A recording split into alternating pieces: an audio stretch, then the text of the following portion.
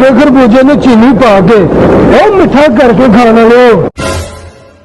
ओए juice P के खाली डब्बे का पटाखा बजा ना लियो।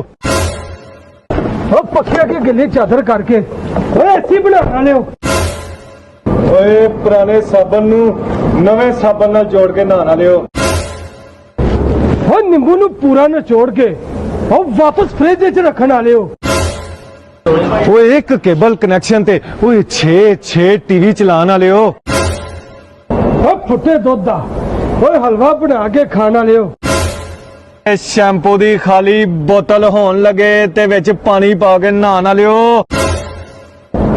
70 लाख दी पराडो दे विच CNG लवाना लियो।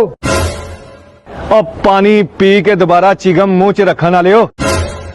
ओए 200 सलामी दे के पूरे टब्बर दे नाल रोटी खाना लियो। ओए साइकिल दे पहियां नाल गुब्बारे बन के मोटरसाइकिल दी आवाज कड्ढन लियो। आइसक्रीम दे डब्बे दा ढक्कन चट्टन लियो। ओए तुहानू रब दा वास्ता है इस वारी वोट सोच समझ के पाउणा।